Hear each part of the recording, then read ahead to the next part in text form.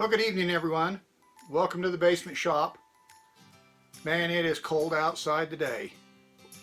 We were about 13 below zero this morning. That's Fahrenheit. And it's about 7:30 at night now, and we're down to about 2 degrees. So we're going to break into the basement here and work on this little 1/4 inch drill. It's arcing pretty bad and needs a new cord. So we're going to tear into this and see if we can get a good working drill out of it. So come along. All right, first off, we'll go ahead and split this apart, see what it looks like inside. And see why it's arcing so bad. Just looks like it's got 7 Phillips screws in it. We'll go ahead and take those out.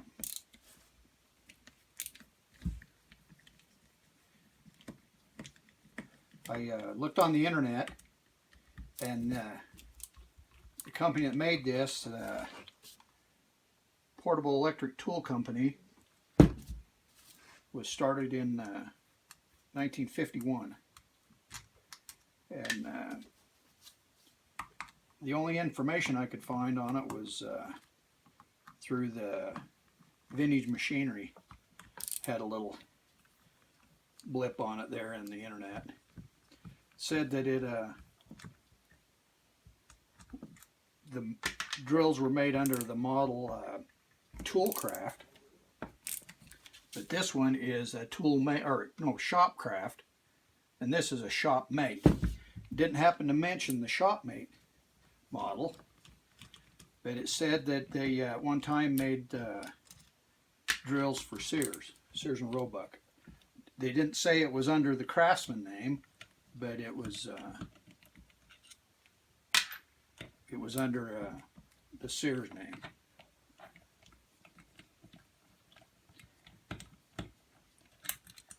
So that's all there is to doing that. Then we'll split this in half. Get these little screws out of here so you don't lose them.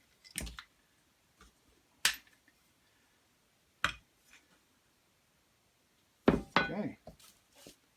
Now I've had this apart before and did some cleaning on it. I'm not going to try to pull the wool over your eyes. It was a mess. And I got some pictures of it. I'll insert them here.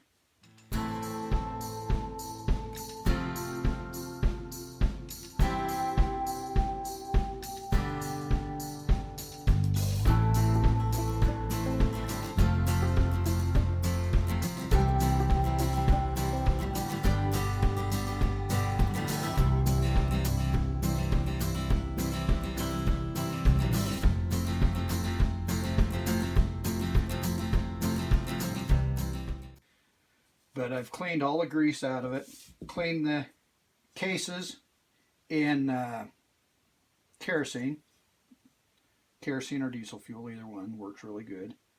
It did discolor the aluminum case a little bit, or magnesium or whatever it is, and but it did clean up really, really nice. And we'll go ahead and take the cord off. Get a little ground wire here. Now this, of course, it's got a metal case on it, so it's not double insulated. So it has to have a ground wire to the metal case. So it's got to be a 3-wire plug, and all 3 wires, or all 3 ends of the plug have got to be there. And as you see, the plug ain't here on the ground for the case. So you know, if the hot wire shorted out, you really could get zapped. So we got a new plug for it, and a new cord restraint, and we'll get this cord off and get you down here a little closer where you can see how I'm taking this off. All right, I think you can see what's going on here now. Right in the bottom of the cord here, or in the bottom of the switch, let me get you in the frame, where the black wire goes in and the white wire goes in, there's no screws. you know, and they're in there. I'm going to show you how to take those out of there. So let me get you here. All you got to do is right next to the wire,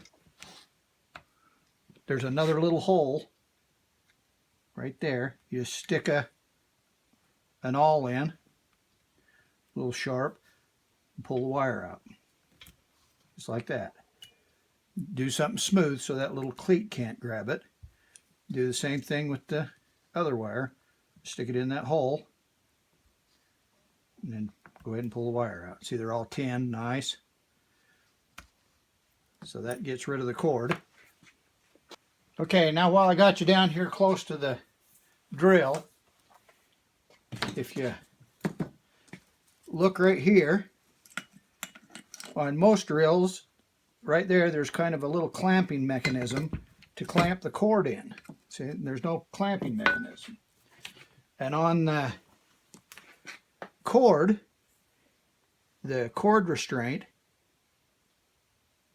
is right here. And it's on the, I think they call it a stress relief boot. And boy, I looked all over on the internet to try to find one of these. I finally found one from an electric motor company. And it wasn't too bad. It was under $10 for the cord. Had the straint already molded on it. And this is under $10. But, of course, they wanted a minimum of a $10 order. So I looked around and I thought, well, I'll get some brushes for it. The brushes, you know, was arcing, so. But then when I got to the shipping, they wanted $20 to ship it. And, you know, $30 extent cord, I don't think so. And I think it was only 4 or 5 feet long. So I got a new cord and this restraint boot, which fits right in there. It's exactly the right size. And this is Bosch. In fact, I got 2 of them. Yep, Bosch. And I got a pack of 2 for, I think, $8 free shipping.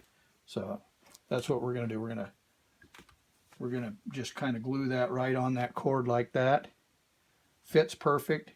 I mean, it was just like it was made for it. See, it just slides in there, and I'll just put a little bit of rubber cement in there to keep that from pulling out. And that'll make a really nice cord. All right. So now we'll go ahead and we'll undo this clamp here, which is holding the back bearing in. And then we'll be able to take the mechanism out of the body. Got a couple of little screws here.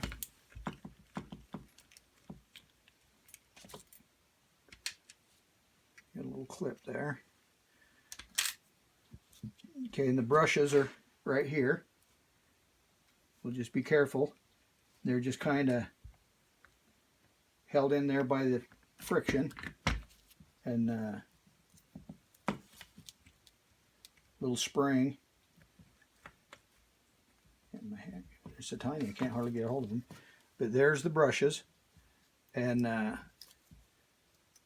there's the brush holder and the spring. So we'll just kind of keep those lined up. There's the brushes. You see, we can give you a close-up of that.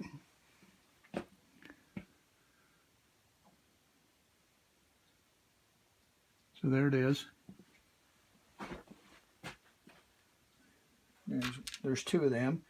You've got to be careful that when they come out, they don't flip across the shop. Just kind of held in there by the wire. The wire's got a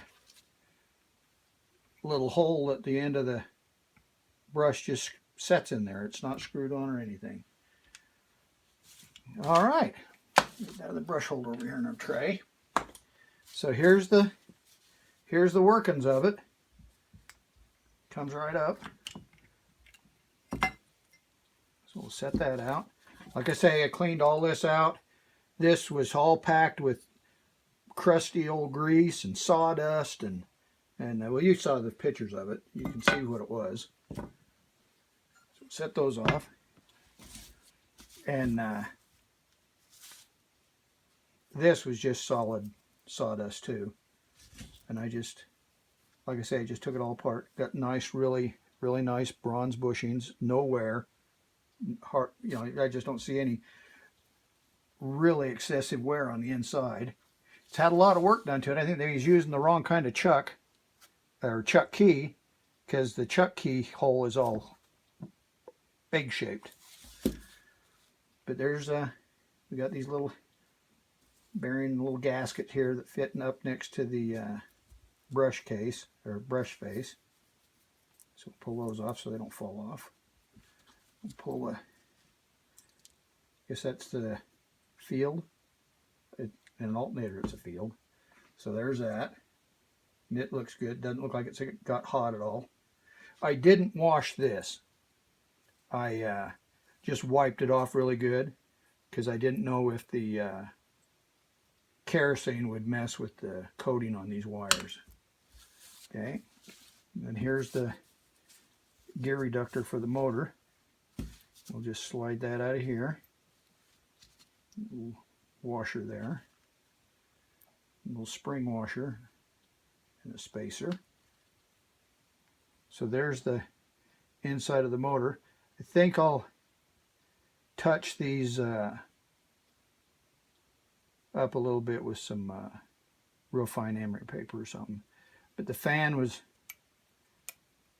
all crusty. It still got a little bit on it, but it was just black and just covered with sawdust and looked like lacquer overspray or varnish overspray or whatever. It was a mess. And then here's the gear reducting motor, or the I get like a transmission. Nice bronze bushings. Okay. And I got a little segment where I show how to take this chuck off. It's just hand tight now. So we'll go. All right, we're going to try and get this chuck off this little drill. Usually there's a screw down in here, but I don't see anything. Doesn't look like there's any kind of fastener at all. And I'm thinking it's because the drill isn't reversible. It only turns one way. And so, you know, the chuck doesn't have to have that deal to hold it in. So we're going to try this hammer drill and we'll chuck it up on our Craftsman hammer drill, and we're going to tighten it down on here, and we're going to reverse it. Look at that. Look at that.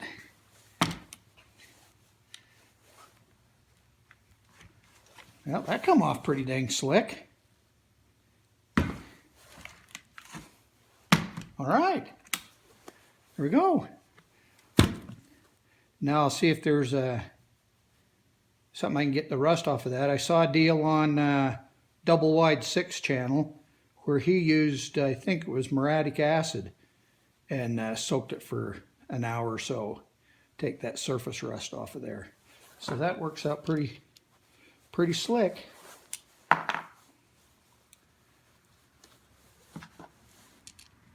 The chuck is pretty worn out.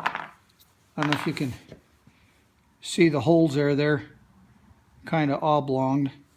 Got some crap down in the hole there, paint or something. But yeah, no, there's nothing. There's not even a hole on the end there to screw that on with. So that really works slick, taking that off like that. All right. Sweet. Go ahead and screw that chuck off.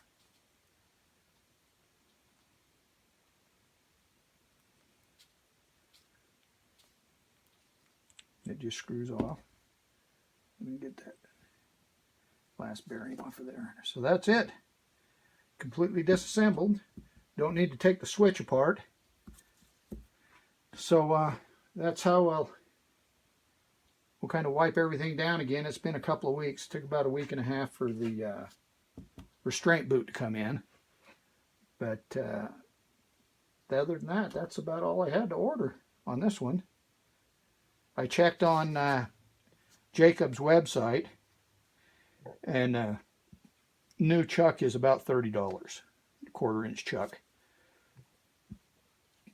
But I mean, this one's okay. We can use it. It is kind of grody and a little bit of surface rust on it. I think maybe we'll try our hand at putting together an electrolysis tank, and maybe try doing a little electrolysis cleaning on that, see if it brightens it up any. So I'll get some rags and we'll get back to it.